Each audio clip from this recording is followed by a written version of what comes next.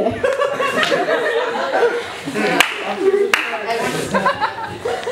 So these are some new jokes that you guys haven't heard before, so be prepared. Has anybody ever seen like their cats call people ever? Like their cats with a phone? Ever been suspicious of that? I haven't. It's not a thing, so. I think that cat calling must have come from like distressed cat owners looking for their lost cats. Like, was some cat owner out just like in that crouching and whistling kind of pose, like Boys on the Stoop, and then someone took it the wrong way? Like, hey, get out of here, you creep! Like, no, I was just looking for my cat. You don't understand. Like, if cats are lost now, we have to make signs that say lost, which is weird because cats still can't read. So there's that. And like, if a cat passes a sign with her cat friend on it, they're not going to be like, yeah, I haven't seen Jimmy in a while, I'll pass it on. They're going to like keep walking or whatever cats do because they're cats. And yeah, so like moral of the story is if you lose your cat, just get a dog. And if you lose your dog, just start interacting with people. But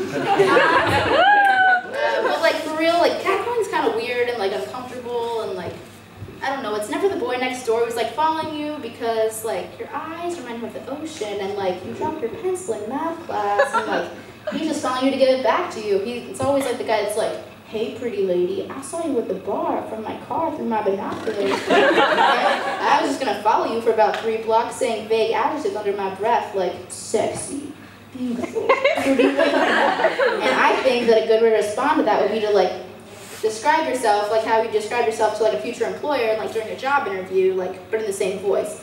So kind of like hardworking, outgoing, really care about this company. Like, because that's character building right there, you know? You just get like the good out of all of it instead. But like, speaking of job interviews and women getting hired less than men, which is what I'm talking about, am I right, ladies? No. But like, I think that why women get hired less than men is because women have to basically carry their whole entire wardrobe with them to a job interview. And I'm not talking about like a dress or like 2 dresses. I'm talking about like some Narnia, like hide an entire movie cast type of wardrobe. And like with guys, all I have to carry is 1 piece of paper. It's like, hey, what'd you do in college? Oh, I was in a frat and you know. And they're like, oh, I know, I was in a frat too. I was in Take Advantage of Drunk Women, Delta Sigma, other Greek letters, no consent. You got the job.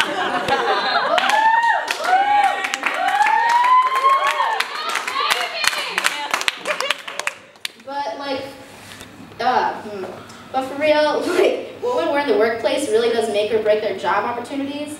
Like, my friend works at this restaurant where you have to wear bras and like really short skirts and like sit with your customers who are always grown men, you have to flirt with them. And I was like, hey, why do you get such good tips? I mean, tips. Like, you know, because like the service is really good and like we're just really nice to them. And I was like, yeah, like it's probably not because like you're naked, like probably not that. And like, I mean, I personally don't see a correlation between like cleavage and like a good burger, but like I prefer ketchup, but whatever fits you, like, never mind. And like if guys in school are having trouble focusing, like because of what women wear, how are guys at restaurants who are around these women succeeding at putting burger, eating? Yeah, you're right. It's really hard. It's confusing. Multitasking is hard. You're right, guys. Like, it's funny that they tell us that guys get distracted by what women wear, but like last time I checked, ADD doesn't come from sexualizing women. So, I mean, I have ADD, but that's just because I think about food too much. But like this year, I learned that like food gets distracted by me. So. This year, I worked in a bagel place, and I worked in the back with the bagels where nobody could see me. Just me and some bagels, spreading some cream cheese, you know. And my manager comes up to me, and she's like, hey, we got some complaints about, like, your shirt. Like, the buttons on your shirt look kind of stressed. And I was like, actually, I think I know the well-being of my shirt buttons, and the therapy's really helping, so just thank you.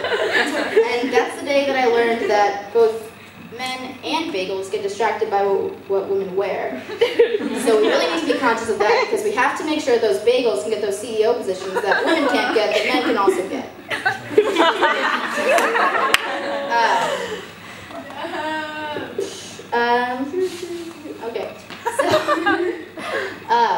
it's kind of stupid how when women go out on the street like alone at night, they have to be basically prepared for war, like looking in their purses like, okay, I got my pepper spray, I got my taser, oh shit, where's my samurai sword? I don't know, oh, it's right next to the tampons, I'm good, okay. But like, this shit is fucked up. And you know what? It would never ever happen on Club Penguin. Woo! And like, does anybody still have Club Penguin? Yep. I think that my mom is probably still paying for my Club Penguin account. It's probably like $5, like $100 now. And like, I wish I could use Club Penguin to avoid real world problems like how I used to. Like in 4th grade, I liked this boy named Clark, and I wanted to tell him that I liked him, and I knew he had Club Penguin. His name was Clark Penguin, because like, he's creative. And, so we meet in this igloo, because you know, we're penguins, and we live in igloos, and you know, life isn't real, so. So we get there, and I tell him that I like him, and like, I'm gonna put the moves on, so. Tell him that I like him, and he's all like, I'll never forget it. He goes, sweet, and then he logs off. So, yeah, and then, weird thing is that in 6th grade, we started dating, and he was my first boyfriend, because like 6th grade is when all the real relationships start, you know, like meeting like parents and like going to those lockers every day. And like, I think it'd be weird if like we went on to get married, you know, like our kids are like, oh, so you guys met on Club Penguin, and like, that's why we live in this igloo. And it's like, essentially, like, yes. I think that a good way to like give and receive feedback would be using this method, Club Penguin. If you're having a problem with your boss, just like meet him on Club Penguin. Just like show him how dedicated you are with how much you decorate your igloo. Just like show him that cool ass disco floor you have. And like then turn your resignation, because if you can't confront people in real spaces, then you probably shouldn't have a job. Go back to giving tours to penguins. Show them that cool pizza place. Do whatever. At least Club Penguin kind of like deals with sexual harassment. Like, you know how when you say something like fart or something, you get that orange pop-up, it's like, hey, you can't say that. And it's like, you're blocked for 24 hours. And you're just like, what am I going to do with the rest of my day? And then, but like, I think they should do that in workplaces, like, orange pop-up, pack your shit, Clarence, you can't say that here, you just can't, you gotta go. And Clarence is like, okay. Yeah, but like, some good feedback that like if you need to receive feedback and like give feedback, this is like a good experience I had with feedback. So this summer, I was hanging out with this boy at my summer camp, and we were in his cabin, and like, we kissed, and he like turns to me and he's like, hey, let's have sex, I have a condom, let's do it right now. And I was just like, what a gentleman. Nobody uses condoms anymore, my hero. And so I, like anybody would do after that, I left. And I'm just sitting in the MM, the lighting is perfect, and like, it's just me, and like, I'm thinking like about philosophy, you know, stuff like that. And then he comes in and he like kneels next to me all like romantic like, and he's like, hey, you okay? And I'm just like, yeah. He's like, you're being a prude. And I was just like, yeah, you're right. I'm really trying to challenge myself this year with that, and like, that's something I'm really struggling with, and like, I'm gonna work on that. Thank you. And like, I don't know, I'm not trying to put men in boxes, you know, and like, to make them sound bad. I'm not gonna put them in boxes, because shipping's expensive.